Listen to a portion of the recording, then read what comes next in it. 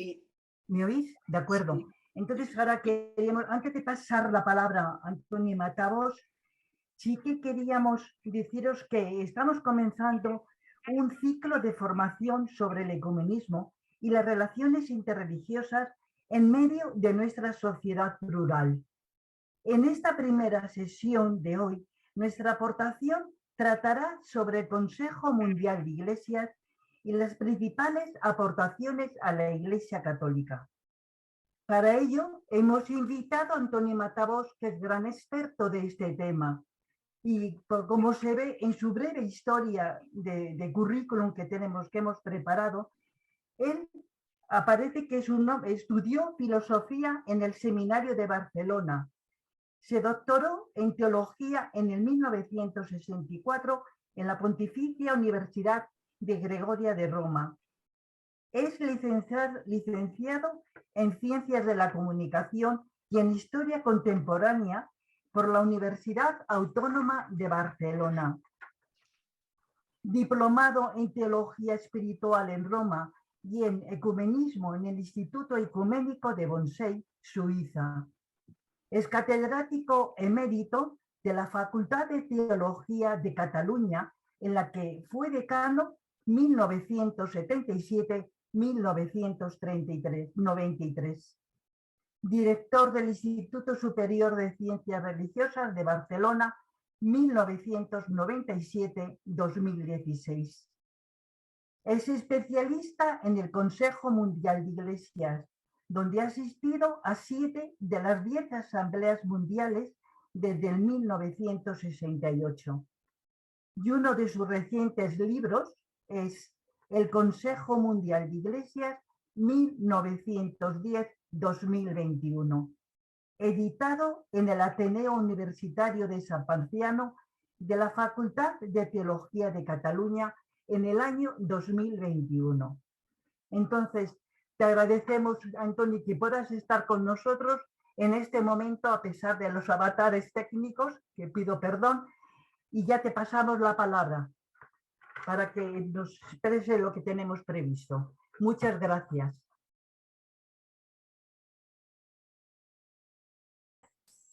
Bien, os agradezco a vosotras que me hayáis invitado porque siempre cuando uno estudia un tema, claro, uno se enriquece uno mismo, pero también la intención es que pueda enriquecer a otras personas. Y en este caso, pues, que somos 40 y no sé cuántas, ¿no? Bueno, bien, entonces mi exposición tiene 3 puntos, como tiene que ser. Todo buen discurso, como la Trinidad. Tiene 3 puntos, tiene 3 apartados. El primero es como una introducción, que es una breve historia de las divisiones cristianas.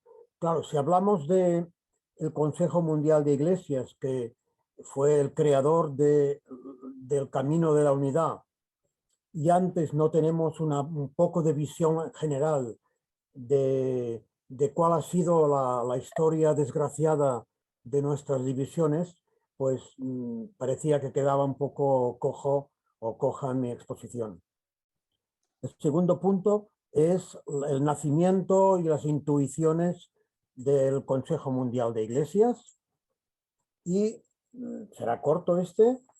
Y el tercero, más amplio, es las principales aportaciones que el Consejo Mundial de Iglesias ha hecho al ecumenismo y que han influido en la Iglesia Católica en el Concilio Vaticano II. Es decir, esto quiere decir que el Concilio Vaticano II se adhirió, se puso en el tren del ecumenismo, pero se puso en un tren que ya estaba en marcha. Y por tanto hizo sus aportaciones, pero hay cantidad de cosas que recibió del Consejo Mundial de Iglesias. Bueno, esos son los 3 puntos. Tengo hasta las 8, me parece, ¿no? Os vais a cansar de mí, ¿eh? Pero bueno, si os cansáis o algo, pues me decís que me canso. Bueno, bien. Claro, debemos partir de un punto, y es de que la iglesia es una. Jesucristo no creó 400 iglesias ni 2 iglesias, creó una iglesia. La voluntad de Cristo, por tanto, es que haya una sola comunidad de aquellos que siguen a Jesús. Y de hecho, todos los cristianos tenemos unas características propias comunes a todos. Os voy a decir muy brevemente que tenemos como un decálogo de lo que nos une. Luego, estos elementos a veces se interpretan de una manera o de otra según la confesión, pero en definitiva son 10 elementos comunes. Breve. Primero, la relación estrecha que la Iglesia tiene con el judaísmo. Es una relación, digamos, ambivalente, porque por un lado hay continuidad, todos los discípulos y Jesús y su familia, todos eran judíos, y no hay un corte absoluto entre judaísmo y cristianismo, pero a la vez hay continuidad, pero hay también discontinuidad. Hay una historia de salvación que con el cristianismo da un paso cualitativo adelante. Continuidad y discontinuidad. El segundo es el monoteísmo. Las 3 religiones del libro que llaman, o mosaicas, son religiones que creen en un solo Dios personal que a la vez es lejano y cercano. Lejano porque no forma parte de los elementos que vemos en el mundo. No es un árbol, no es un sol. Es alguien, pero lejano, pero a la vez cercano.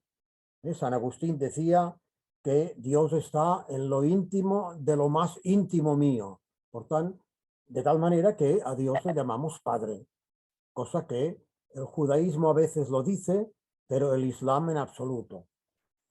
El tercer elemento es la encarnación. Es un elemento típico de esta religión monoteísta que es el cristianismo. Dios es tan cercano que tenemos con nosotros, vino a nosotros Jesús, que es su Hijo, el Hijo de Dios, y por tanto el cristianismo es una religión de encarnación. No es una religión solamente de la trascendencia, sino de la trascendencia en la realidad mundana de nuestra vida de cada día. Somos una religión de encarnación, de inculturación, de meternos en mitad del mundo y de la sociedad. Cuarto, el tema de la Trinidad. Vamos del Padre, que envía el Hijo, pero hemos leído o hemos visto ahora últimamente pues, el envío del Espíritu Santo, que es la presencia de Cristo en la Iglesia. Padre, Hijo y Espíritu. El quinto son los tiempos fuertes, que como toda religión, el cristianismo también tiene, sobre todo Navidad y Pascua. Pascua ahora es lo principal, pero claro, si no hay Navidad no hay Pascua. Si Jesús no nace, no puede morir ni resucitar. El sexto punto en común de todos los cristianos es una manera propia de entender la persona humana. Entenderla, como dice el Génesis, a imagen y semejanza de Dios. O sea, no somos como Dios, no somos dioses, pero somos hechos a imagen de Dios.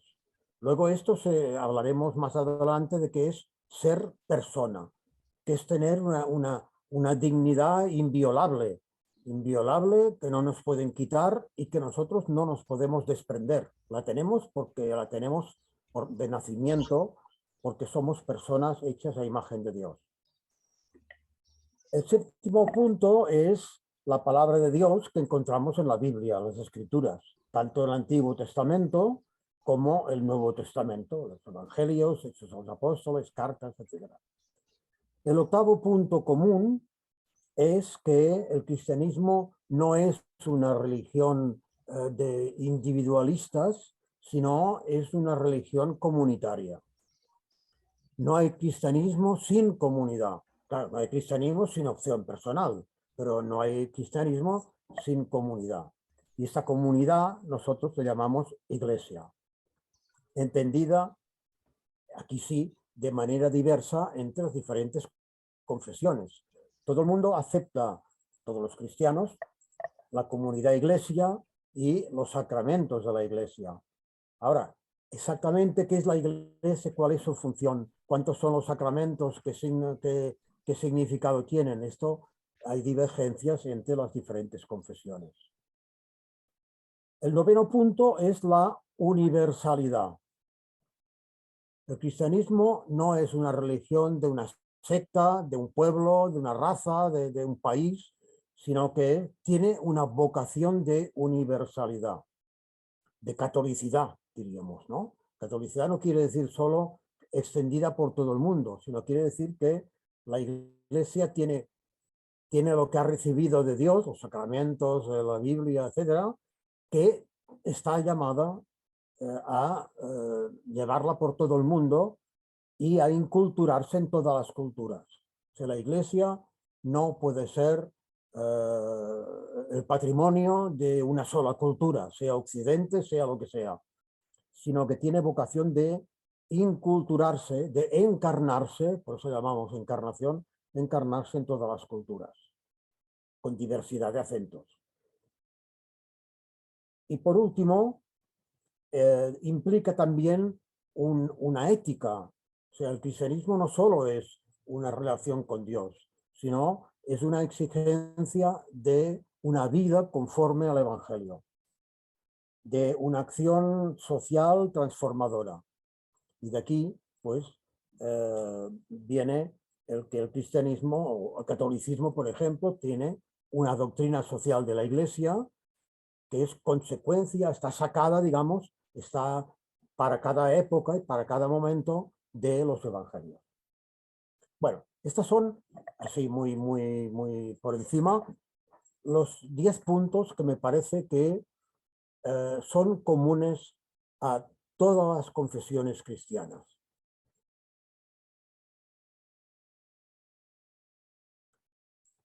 Lo que pasa que esta unidad de esos 10 puntos, a través de los siglos, resulta que no nos hemos comportado como deberíamos comportarnos.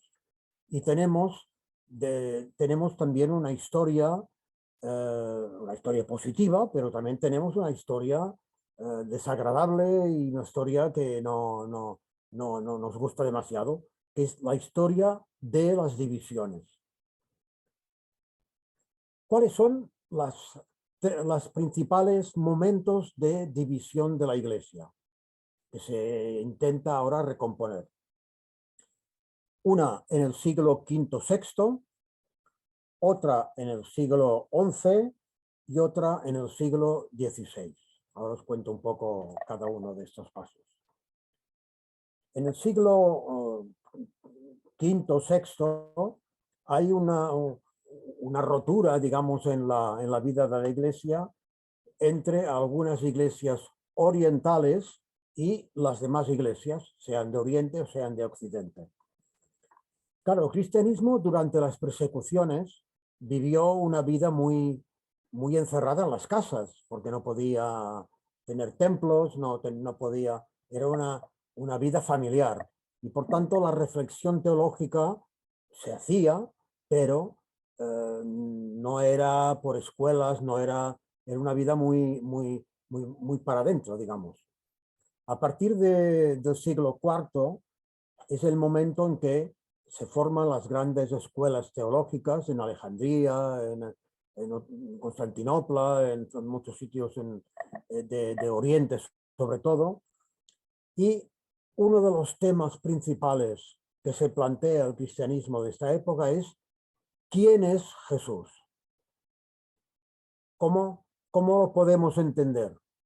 En la Biblia vemos que es un hombre, pues, como los demás, pero no es un hombre como los demás, sino que por lo que él dice, por lo que hace, por lo que enseña, todo el mundo interpreta, y el mismo Jesús lo dice, que es el Hijo de Dios.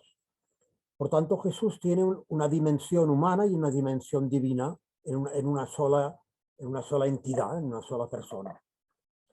Claro, la Biblia esto no lo racionaliza, pero en aquel momento pues intentaron los concilios, sobre todo el de Calcedonia, de entender cómo se puede entender la figura de Jesús.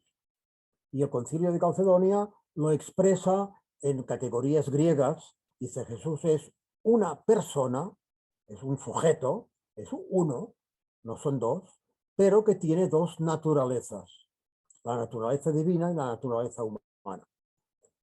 Esto por algunas comunidades que no eran de lengua griega, con las dificultades de comunicación de aquellos momentos, con las guerras internas que había entre Constantinopla, Alejandría y otras ciudades. Bueno, había una serie de equívocos que provocaron que hubiera iglesias que les pareció que la formulación del Concilio de Calcedonia dividía a Jesús en dos partes y que sobre todo desconocía bastante la dimensión divina de Jesús. Estas iglesias insisten mucho en la divinidad de Jesús. La humanidad ya lo sabemos, pero es la divinidad la novedad. Y les pareció que y no aceptaron el concilio de Calcedonia. Estas son, en concreto, la iglesia copta, la iglesia... Os envié una página en la que se habla de las iglesias ortodoxas orientales precalcedonenses. La tenéis, ¿no? Supongo. Bueno, si queréis seguir, pues tenéis esta página. Hay la iglesia en Egipto, la iglesia copta, que tiene como sede Alejandría, tiene un papa, tiene un arzobispo, le llaman papa, pero es un patriarca, digamos así. Luego hay la iglesia de Etiopía, que sigue mucho a la iglesia copta de Egipto. Las iglesias de Siria, que han sido en ese momento prácticamente liquidadas por toda la guerra que ha habido en Oriente Medio, es decir, que los 12 o 13 millones de sirios que eran de esta iglesia están esparcidos por todo el mundo. Y luego hay la iglesia de Armenia, que también son comunidades muy castigadas porque por un lado o por otro durante 1500 años, en una época o en otra, han tenido que sufrir persecuciones de multitud de pueblos y de invasiones y de gente que no les ha... Bien, esto es un grupo de comunidades que existen todavía. Debo decir, sin alargarme demasiado, porque hay mucha cosa para masticar, que recientemente, desde Pablo VI hasta ahora, ha habido encuentros entre los jefes de estas comunidades y Pablo VI o Juan Pablo II o Benedicto XVI, en las que se ha llegado a un acuerdo diciendo, una cosa es lo que dijo el concilio interpretando la Biblia, que es una persona y dos naturalezas. Pero esto estrictamente no está en la Biblia. Lo que interesa es qué decimos cuando decimos que una persona y dos naturalezas. Y lo que queremos decir cuando decimos esto es igual en estas iglesias que en la Iglesia Católica. ¿Y qué es lo que queremos decir? Que Jesucristo es verdadero Dios y verdadero hombre. Si lo queremos expresar como persona y naturaleza, lo expresamos así. Pero si no queremos expresarlo de esta manera, pues una cosa es cómo lo decimos para entendernos, otra cosa es qué queremos decir cuando decimos lo que decimos. ¿Se entiende? Es un poco de trabalenguas, pero no siempre expresamos bien el pensamiento con las palabras. Y por tanto, el pensamiento del concilio era afirmar la divinidad y la humanidad de Cristo. Si luego lo expresa como persona y naturalezas, bueno, muy bien, pero no, esto es discutible, se podría explicar de otra manera mientras se conserve lo que queremos realmente afirmar, que es Dios y hombre en Jesús. ¿Se entiende esto? ¿Sí? Si algo no se entiende o así, me lo decís, ¿eh? Yo lo aclaro porque la síntesis siempre siempre es de recortar cosas, por tanto no se puede afinar, pero si me preguntáis, pues afino más. Siglo V. Luego hay una segunda división a partir del siglo XI. Digo a partir porque fue una división progresiva del XI al XIV, que son las iglesias ortodoxas, la que llamamos hoy día iglesias ortodoxas. Tenéis también, os envié otro papelito en el que hay las 14 patriarcados que existen porque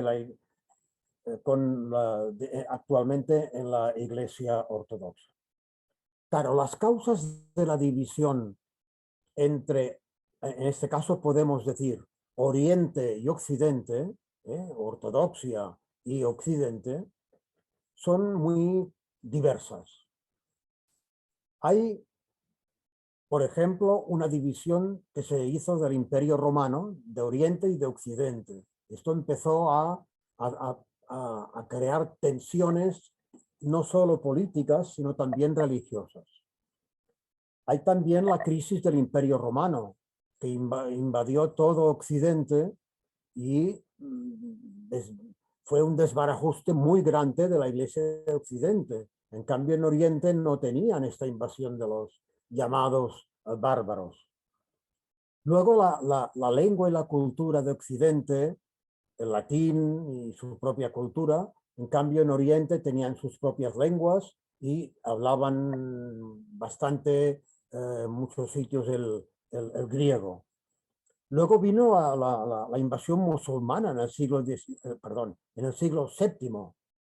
que creó una división entre el Mediterráneo oriental y el Mediterráneo occidental. Es decir, las comunicaciones que hubo hasta el siglo VI-VII entre Occidente y Oriente se resquebrajaron y quedaron muy mal. Y por tanto, dice el padre Congar que entre Oriente y Occidente, entre la ortodoxia y el catolicismo, digamos, bueno, y el cristianismo, no quiero ahora meterme en la reforma, hay un crecimiento con desconocimiento mutuo. O sea, las iglesias de Oriente se adaptaron a las lenguas de allí, a las costumbres de allí, a los ritos, a los misterios, a una liturgia muy distinta, a una manera de entender a la suya. Y Occidente siguió una cultura y una lengua y una manera de entender propia. No hay ninguna división dogmática o diferencia dogmática entre Oriente y Occidente, pero todo es distinto. Todo es igual, en el fondo, pero todo se vive de una forma distinta. Y por esto llegó un momento en que no hablábamos tanto de diálogos, sino que más bien había enfrentamientos, que en el año 1054, hubo una un mutuo, ¿cómo se llama esto? Una carta en que el Papa dice, ya no sois de los míos, y el patriarca de Constantinopla dijo, tampoco sois los míos vosotros. O sea, se rompió la comunión entre Oriente y Occidente. Y aunque después se quiso recomponer, bueno, luego no fue posible. Por tanto, las iglesias patriarcales, porque la ortodoxia tiene el patriarca de Constantinopla como alguien que es el primero entre iguales, el primus inter pares, pero no es como el Papa, no tiene ningún poder ni ninguna responsabilidad ni de imponer nada, sino de reunir y presidir las reuniones de los patriarcas. Está el de Constantinopla, Alejandría, Antioquía y Jerusalén. Estas eran, juntamente con Roma, los patriarcados antiguos. Y luego se han ido creando los de Moscú, Bulgaria, Serbia, Rumanía, Georgia, que estos son los patriarcados que han ido creciendo a través de los tiempos. Bien, esas iglesias son las que existen en la actualidad y que, como habéis leído en los periódicos, cada vez hay más tensiones. Claro, cada patriarca tiene sus arzobispos, sus obispos, su clero, su más o menos grande o pequeño, numeroso o escaso.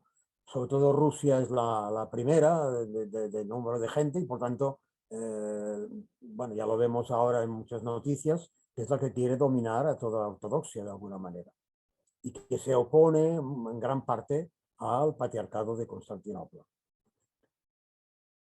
Esta es, digamos, la ortodoxia, las iglesias ortodoxas que continúan existiendo en todos los países de Oriente y también por la emigración en Francia, en Alemania no mucho, en Estados Unidos mucho, iglesias ortodoxas también de la diáspora. Esta es la segunda gran división, esta ya es entre Oriente y Occidente. Pero luego hay una división en Occidente, que no tiene nada que ver ni estuvieron implicados los de Oriente, que es la Reforma Protestante, la Reforma de Lutero, que es en el siglo XVI, principios del siglo XVI. Claro, en tiempos de Lutero y todo el siglo XV, 1400, es un siglo en el que había grandes figuras en la Iglesia que pedían una reforma. Claro, la Iglesia desde la caída del Imperio Romano tuvo una gran influencia en todo Occidente y salvó muchas cosas, pero también se hizo más bien dominante, más bien rica, aunque aportó muchos aspectos, como creó las universidades, todo el movimiento franciscano, que hay cosas muy positivas, pero también hay una iglesia muy instituida, muy dominante, digamos, y en el siglo anterior a Lutero había muchos que pensaban que había de haber una reforma de la iglesia, que empezaba otra época, se intuían ya de alguna manera el Renacimiento y que había que reformar la iglesia. Pero de hecho no hubo una reforma así global hasta la reforma de Lutero, pero que luego acabó mal, digamos, acabó con una división, no con una reforma interna, que es lo que se quería, sino con una división.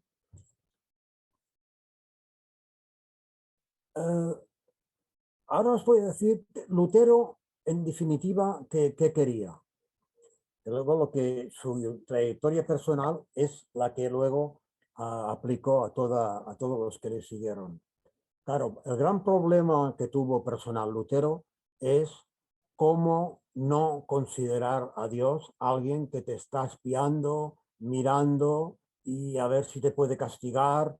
Es un Dios de una teología medieval muy decadente.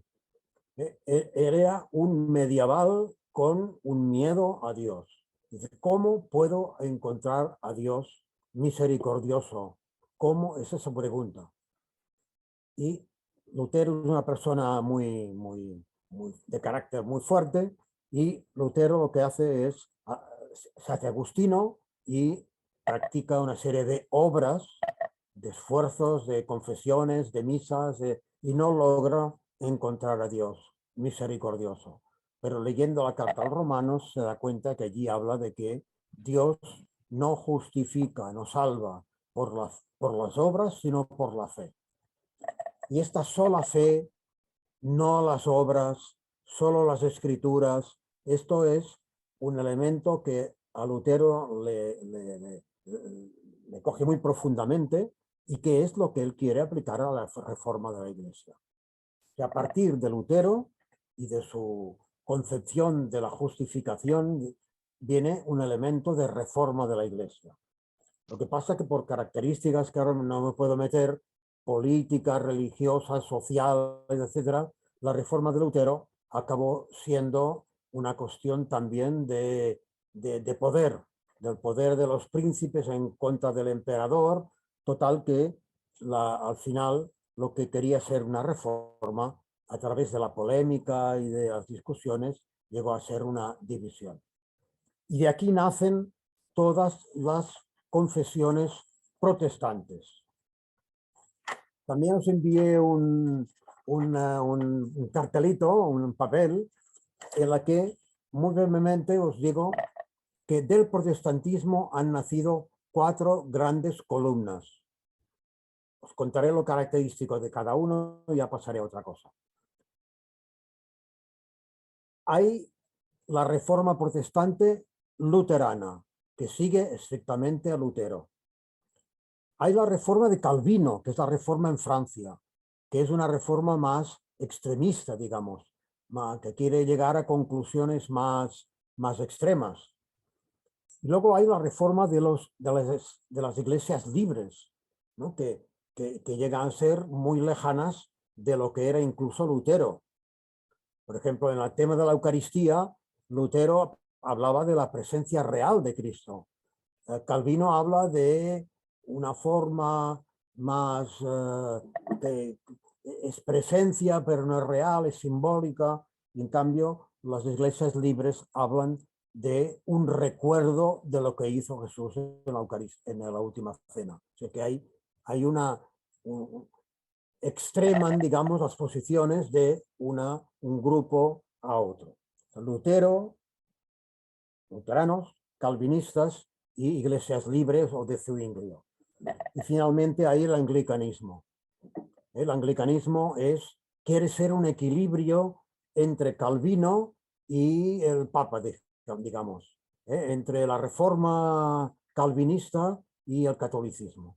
Y por eso los anglicanos siempre han dicho que son católicos, pero a la vez, y que no son realmente protestantes, sino que son de la reforma, pero la reforma propia de Inglaterra. Bueno, no me puedo extender, si otro día queréis más información, pues la puedo dar.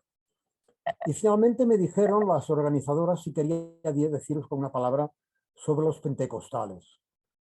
O sea, no puedo detenerme en ninguna confesión concreta, pero sí hablar de los pentecostales porque es el movimiento más numeroso que existe en toda la cristiandad. Se habla de que de los 2.200 o 300 millones de cristianos que hay en todo el mundo, hay entre 400 millones y 500 millones de pentecostales y que van creciendo mucho. Los pentecostales son unos renovadores, digamos, del siglo XIX en Estados Unidos, que quieren volver a aquellas iglesias, aquella forma de iglesia que había que habla los Hechos de los Apóstoles, de una comunidad que Dios envía al Espíritu Santo y hablan en lenguas, en carismas, tienen dones, tienen un culto especial, etc. Quieren recomponer, quieren reanudar, digamos, aquella iglesia que dicen ellos que no habría que haber desaparecido nunca. Y los pentecostales tienen una fuerza tan grande en Brasil, bueno, aquí en España, las 2/3 partes de los protestantes son pentecostales. O sea que, y en Brasil y en muchos sitios tienen un crecimiento muy grande. Por tanto, los pentecostales son, bueno, si luego queréis alguna ampliación, ya, porque hay un tema que me parece muy, no sé, como diría, muy peligroso de los pentecostales, que es el evangelio de la prosperidad. Pero bueno, ya, si queréis que os diga algo sobre esto, me lo preguntáis después. Si no, me voy...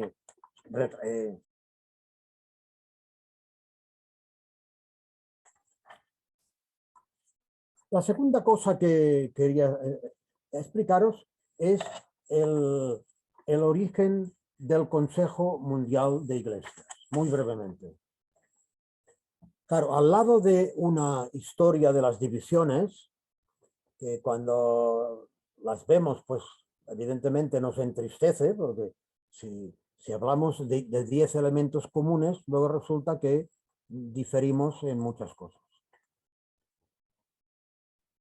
Por esto, a principios del siglo XX, hay un movimiento que intenta contrarrestar la división de los cristianos y que pretende la reunificación de las iglesias cristianas y de los cristianos en el mundo. El origen de este movimiento ecuménico se puede concretar en los misioneros protestantes que durante el siglo XIX marcharon en gran cantidad a África y a Asia. Es el momento de las potencias occidentales que se reparten África y Asia, y detrás de ellos pues, van misioneros, en este caso protestantes, a miles en África o en Asia. Y poco a poco se dan cuenta de que los que escuchan su predicación están muy dudosos de apuntarse o de creer en el cristianismo, porque ven que aquí hay metodistas, allá hay anglicanos, luego hay luteranos, y bueno, pues ya os pondréis de acuerdo, ya me predicaréis el evangelio otra vez. O sea que la desunión es un impedimento a la evangelización. Y entonces releen Juan 17, en el que Jesús a los apóstoles, en la última cena o antes, les dice que aquellos que seguirán vuestra predicación, que sean una sola cosa, como tu Padre y yo somos una sola cosa, a fin de que el mundo crea. Es decir, la unidad es una condición para la predicación del Evangelio, para la extensión del Evangelio, para la evangelización. Esto lo vemos en un partido político que empiezan a tirarse los trastos por la cabeza, la gente no les vota. Bueno, hay mil ejemplos de que la unidad es un signo de que es un elemento positivo dentro de la predicación del Evangelio. Entonces hay una fecha importantísima que es 1910. En Edimburgo, en Escocia, se reúnen 1500 aproximadamente misioneros que habían estado poniéndose de acuerdo, imaginamos aquella época, por cartas y hacen una reunión para unirse a fin de que su predicación sea más efectiva. Unirse para que el mundo crea. Claro, en una reunión de una semana o 15 días, pues no lograron unirse, pero fue el inicio del deseo de unidad sin querer absorber al vecino, sin decirle, bueno, la unidad es que vengáis a mi confesión o a mi iglesia, entonces estaremos todos unidos. En cambio, en este caso era cómo caminamos juntos para llegar a la unidad a fin de que el mundo crea en la predicación del Evangelio. Luego empezó una segunda idea, que es no solo debemos estar unidos para que el mundo crea, para el testimonio, sino también juntos al servicio de la sociedad, de que no haya guerra, de que no haya racismo, de que no haya ningún tipo de discriminación en la sociedad. Y en tercer lugar, descubren que también hay una división de cuestiones dogmáticas, de cuestiones teológicas. Por tanto, se va configurando que el ecumenismo, que la unidad de los cristianos, tiene tres elementos que desde siempre han sido la base. Una, el testimonio; otra, el servicio; y otra, la doctrina. Son las tres patas, digamos así, de la mesa en que se basa todo el ecumenismo. Esto fueron movimientos dispersos desde el año 1910 hasta el año 1948, en la que estos movimientos se vieron que se necesitaban mutuamente y que por tanto debían confederarse o debían unirse formando un organismo único que se complementara entre ellos. Y crearon en Ámsterdam, en los Países Bajos, en 1948, crearon el Consejo Mundial de Iglesias. otros le llaman el Consejo Ecuménico de Iglesias, es igual. Unos traducen del inglés, otros traducen, unos dicen World Council of Churches, otros dicen Conseil Ecuménique des Églises. Unos son más franceses, otros son más ingleses. Pero bueno, es lo mismo. 148 iglesias, entre las cuales 2 españolas, la Iglesia Evangélica Española y la Iglesia Episcopal Reformada, son las 2 iglesias que, con otras 146, crean un organismo propio que les ayude a trabajar para la unidad. O sea, las iglesias ven que deben trabajar y entonces dicen, ¿cómo lo haremos? Pues creando un organismo que ayudaremos todos para que esta institución, nos ayude a nosotros en el camino de la unidad. Por tanto, es un lugar de diálogo. Luego se fue afinando un poco y dijeron, bueno, el Consejo Mundial de Iglesias no es una super iglesia, no es la iglesia de Cristo, no es un concilio, sino simplemente es un lugar que hemos creado para poder dialogar y caminar hacia la unidad, para que nos ayude a las iglesias a caminar hacia la unidad. Y no tiene ninguna autoridad. El Consejo Mundial de Iglesias actúa por consenso. O sea, si en un principio era por mayorías y minorías, luego han visto recientemente que hay que actuar por consenso, cosa que no es nada fácil. Poner de acuerdo posiciones, pero no se decide nada si no es con el acuerdo de la inmensa mayoría de las iglesias de que forman parte. Esto es un avanzar lento, porque claro, hay que hablar mucho, hay que ponerse de acuerdo, pero también es más seguro porque los pasos que se dan son pasos en los que todos confluyen o en los que todos están de acuerdo. Bien, este Consejo Mundial de Iglesias, que tiene sus precedentes desde 1910 y que se crea en 1948, claro, la Iglesia Católica no participa, no cree que debe participar ni en 1910, ni en las reuniones que hubo antes del 48, ni tampoco en la Asamblea Constitutiva del Consejo Mundial de Iglesias del año 48. La Iglesia Católica en aquel momento no estaba muy de acuerdo con el tema de la libertad religiosa, porque le parecía que esto podía dar lugar a un indiferentismo. Si uno puede escoger entre las religiones que quiera, quiere decir que todas son iguales, o uno puede pensar que todas son iguales.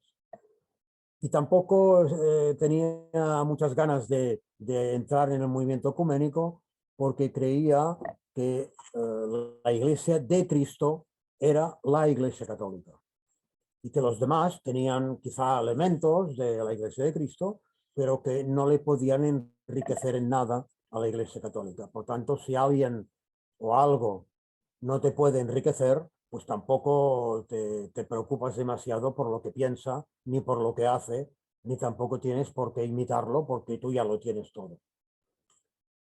Ahora, el Consejo Mundial de Iglesias uh, es muy importante porque inventó el ecumenismo e inventó los principales elementos de lo que es el movimiento ecuménico.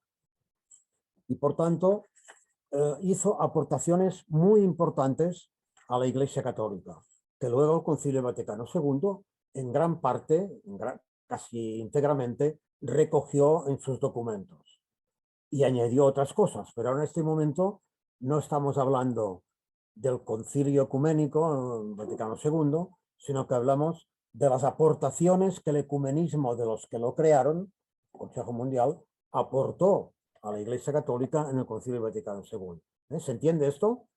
Es distinto. Yo creo que hay 7 aportaciones básicas que el Consejo Mundial hace a la Iglesia Católica. 7 puntos. Primero, haber caído en la cuenta o haber entendido mejor la profundidad y la fuerza que tiene actualmente la, la, la palabra de Jesús en Juan 17, que sean uno para que el mundo crea. Esto seguro que todos los cristianos de todos los tiempos se lo han leído y han pensado, sí, sí, pues tenemos que estar unidos para que el mundo crea. Lo que pasa es que nos pasa a todos, supongo, que cuando releemos en otra situación el Evangelio, nos dice cosas nuevas. Pues debemos al Consejo Mundial de Iglesias que haya caído en la cuenta de la gran importancia, de la profundidad y de la fuerza actual de que seamos uno para que el mundo crea.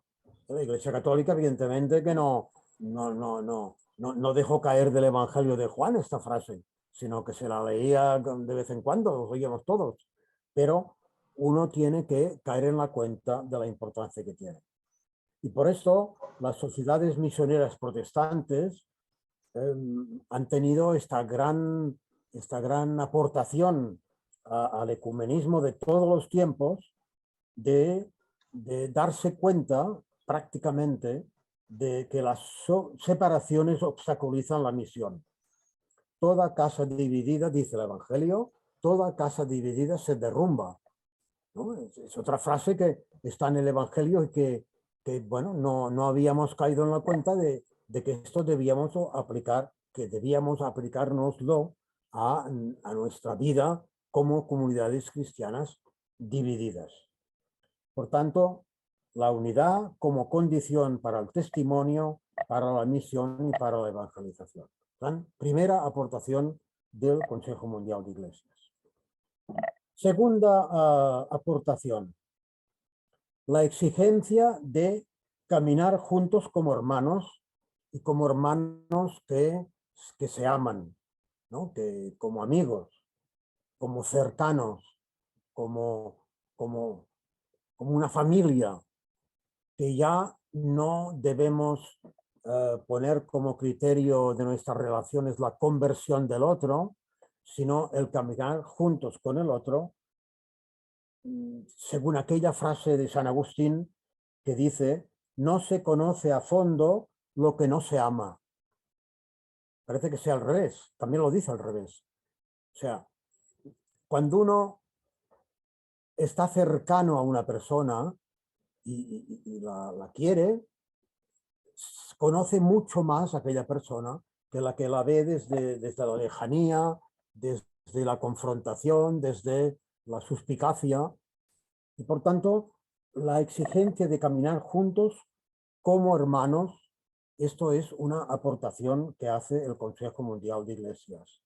No más polémicas, no más odiar al vecino, no más insultar, sino que nos hemos de considerar hermanos. Tercero, la superación de una concepción liberal del cristianismo, que en el catolicismo se llamó modernismo en el siglo XIX y XX, y que en el protestantismo se llamó protestantismo liberal, que es una forma de entender el cristianismo. No sé si habéis oído hablar de un exegeta, Bullman, que desmitificó la Biblia y acabó deshaciéndola. Pues los teólogos, digamos, los pensadores del Consejo Mundial de Iglesias que inician, y la Iglesia Católica, los pensadores, Congar, Derivac, Chenu, son pensadores que están mucho más allá del cristianismo o del protestantismo liberal o del catolicismo modernista de principios del siglo XX. Y en este aspecto es una teología centrada, digamos. Es una teología que luego recoge el Vaticano II. Es una teología renovada, pero no es una teología que deshace fundamentos de la fe cristiana. Y esto es muy importante porque hay una gran figura ecuménica en el inicio del Consejo Mundial de Iglesias que tiene mucha influencia, que es Karl Barth. Karl Barth es un teólogo un teólogo suizo reformado que va contra una teología protestante liberal que lo discute todo, que pone en cuestión todo, sino que hace él le llama una nueva ortodoxia, pero es una nueva ortodoxia, digamos, centrada, es una ortodoxia de la unidad de la Biblia, de que el Nuevo Testamento no justifica las divisiones, etc. Eso es importante porque el tipo de teología protestante que está detrás del Consejo Mundial de Iglesias es una teología que también, en cierta manera, se parece a la teología que está naciendo o que está surgiendo antes del Concilio Vaticano II y que luego en el Vaticano II se pone en práctica. Los de Congar, los de Ratzinger mismo, el mismo, ¿cómo se llama? Este teólogo suizo también, Hans Küng, etc. Toda una serie de teólogos, Cheny, que eran como propulsores de una reforma que luego vino al Vaticano II, de forma más o menos, digo, parecida a lo que era la teología del Consejo Mundial de Iglesias. Cuarta aportación. Después de siglos de separación y de ignorancia, claro, si tú consideras a otra iglesia como despreciable, por decirlo así, que no te interesa para nada, no la irás a estudiar, no te interesa para nada. ¿Qué te va a aportar? En cambio, el Consejo Mundial de Iglesias, en un primer momento, lo que hace es, después de siglos de tensiones y luchas, debemos reconocernos, conocernos de nuevo. Y por tanto empieza una metodología ecuménica que se le llama la eclesiología comparada. O sea, ¿qué piensan las iglesias sobre, yo qué sé, la Eucaristía? Los luteranos, los ortodoxos, los católicos, asumen o cogen elementos de eclesiología y los comparan para ver qué diferencias hay y qué diferencias no hay. Claro, si tú quieres dialogar con alguien sobre un tema teológico o no teológico, primero tienes que saber qué piensa el otro, si no, ¿qué vas a discutir? Ni qué no os entenderéis para nada. Por tanto, y aquí se vuelve a citar San Agustín. Quien no conoce no puede amar, es lo contrario. Claro, si tú no sabes que existe una persona, no la vas a amar, no la vas a conocer, no vas a ser amiga de ella. Por tanto, tanto es verdad que no ama no conoce, como quien no conoce no ama. No preguntas nada, ¿eh? Estáis muy calladas. Bueno, ya cuando acabe a ver qué pasa. Quinto elemento que aporta el Consejo Mundial de Iglesias. Creo que cumpliré con el tiempo, ¿eh? No hay verdadera fe, ni hay unidad de los cristianos sin compromiso social, sin servicio a la sociedad. El tema fe-compromiso, la relación fe-compromiso, es un binomio que cuesta siempre de equilibrar, pero que siempre será necesario. Es un poco la dimensión vertical del cristianismo, la relación con Dios, la espiritualidad, y la relación más horizontal con los demás, con la sociedad, con las otras personas. Esto es un tema que el Consejo Mundial de Iglesias enseguida se planteó. ¿Cómo equilibramos la fe cristiana con el compromiso en la sociedad? Es un tema no fácil y que a través del tiempo se ha visto que había muchas concepciones distintas de entender cuál es la misión de la Iglesia. Por ejemplo, un ortodoxo o no se preocupa mucho de la sociedad, o hace, ahora pongo un ejemplo actual, como el patriarca Kirill, pues que se casa con Putin. por lo civil y por lo eclesiástico, las dos cosas. O se separan o se funden casi. Bueno, esto es una manera de entender la fe y sociedad. Otra manera es la gente más espiritualista. Otra será la teología de la liberación, en la que también hay protestantes, en que está muy, muy unida a los dos aspectos. Es decir, no es fácil, pero sí que es necesario en el ecumenismo, para la unidad de los cristianos, equilibrar el tema horizontal-vertical o fe y compromiso. Sexto, la sexta aportación que hace el Consejo a la Iglesia Católica es la necesidad de una búsqueda común de la unidad en lo esencial de la fe. En lo esencial de la fe. No puede haber unidad mientras haya aspectos esenciales en los que divergimos, en los que no nos ponemos de acuerdo. Claro, si pensamos diferente sobre la Eucaristía, bueno, podemos concelebrar juntos. Bueno, aquí hay una exigencia de unidad en lo esencial. Repito siempre lo esencial, porque no quiere decir que una cosa es unidad, otra cosa es uniformidad. Uniformidad es unidos en todo, incluso en los detalles. Unidad quiere decir en lo esencial, pero bueno, hay muchas cosas que los cristianos podemos pensar diferente. Y esta búsqueda en común de la unidad tiene que hacerse, y eso es muy importante, en plano, en forma de igualdad. No hay ninguna iglesia que adoctrine a otra, sino que todos nos reconocemos que formamos parte o que tenemos elementos de la Iglesia de Cristo. Nos reconocemos como iglesias. Lo que pasa es que no pensamos igual, pero si no hay un reconocimiento en plan de igualdad, reconocernos como hermanos cristianos, que todos somos iglesia, no hay manera de avanzar en el camino de la unidad. Y este camino es el diálogo. Un diálogo abierto, un diálogo en el que damos y recibimos.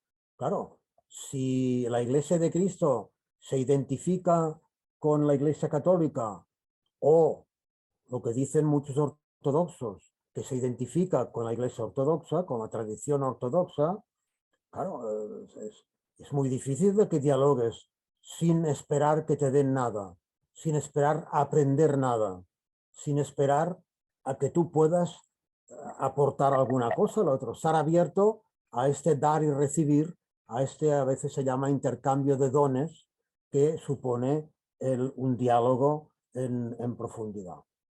Claro, esta unidad en lo esencial, en plan de igualdad, reconociéndonos como iglesia y como hermanos cristianos y en diálogo abierto de dar y de recibir, este es un elemento básico que aporta el Consejo Mundial de Iglesias al ecumenismo de la Iglesia Católica.